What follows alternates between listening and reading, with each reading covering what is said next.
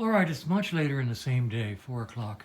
We've been out gallivanting, moving my lady friend's RV down to her RV park in Florence, and then going over to my buddy Steve's house. He's downsizing. He's moving out of a great big monster, great big mansion into a really nice apartment community. He's downsizing radically, and he said, come take whatever you want. Now, the heck of it is, I pretty much got everything I really want, but I got a can of spray adhesive, and I got a can of another can of adhesive. Yeah, two of them, and this little bottle jack, which I think I'll put into the RV, carry it with me, and some other stuff that was in there, and this little miniature Leatherman. I gave my Leatherman to my grandson, so this is a nice little one. I'll start carrying that or put that in with the RV's toolbox. They're always handy. And then a bunch of nitrile gloves, which we use in RVs when we connect the plumbing lines to the ground plumbing fixtures. Now over here, I found that the number 50 jet that was in this cold start was completely occluded. I had to really work hard to clean it out. Then I checked the goes down, the channel that goes all the way down to the bottom, and it was all garbaged up down at the bottom. So there was nothing coming up through here. Now, like I say, I think that's for the choke, so who cares? But it's all cleaned out now, and the 50 is back in there. This is a 25, it's in the right place, and it was reasonably clean, so that's no problem. And the tube going down to the bottom of the float, I think, was okay also. I checked the float height, and it was level with the top. I like it a little bit lower, so I moved it down about 1/16 of an inch, 1/8 of an inch. So that'll be nice. Main jet is clean. Needle jet is clean.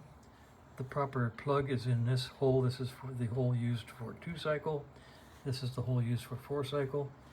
I checked all of the passages throughout the body with both pressure and wires. Everything's clean as can be. And I'm going to get ready to put this thing back together.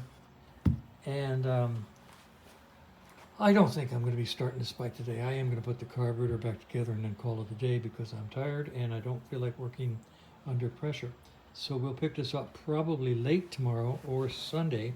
Tomorrow morning I'm going to be working at Kevin's place to help him get a little T20M Mountain Cub running with a whole new electronic ignition system that he purchased from England, which, by the way, he then had to pay a $60-some-odd tariff on top of.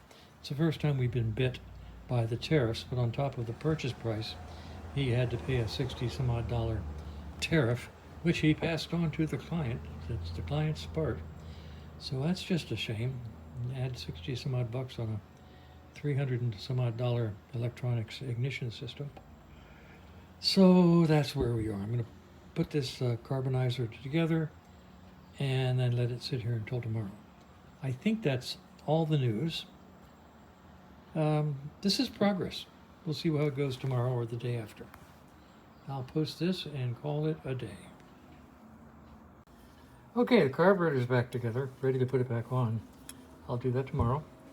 The needle is in the slide, and you can see down there that it's below the retainer, let's call it cover, and it hangs nice and it moves around, so you can see it moving there. See, it has to hang gently and be able to move around. It can't be pinned in place. So that's that there. Now I'm going to lower the spring in gently so I don't smash it, and that'll be fine. Now what happened, I went to take the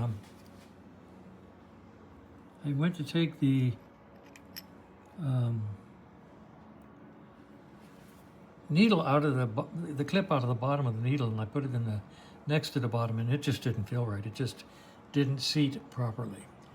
It didn't seat level, like the groove wasn't deep enough. So I tried the middle groove and it was better, but it's still, the clip wasn't level. So finally I said to heck with it, put it back in the bottom where it fits just fine. So it's back with the clip at the bottom of the needle. That's the way I found it. That's the way it is. So that's going to be put together. This is put together, and we will resume this tomorrow sometime. And that's, I'll tell you what, I'll show you something. Anybody got any experience? Well, as I said, my buddy Steve is downsizing. He's got stuff that he's had for years and years and years, and he said, take whatever you want. This is a knife. Look at it. It's I guarantee that's hand carving on ivory. The blade feels like it's handmade rather than commercial. It's kind of wavy, but on the other hand, it's got this area up here that looks like it was pressed or made. I don't know if it was made by hand or not. It's quite sharp.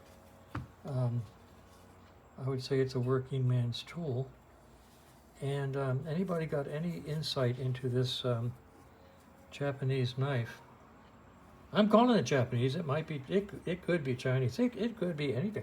I don't know. I'm just saying Japanese, because that's the only thing I know about when you talk about carving like this.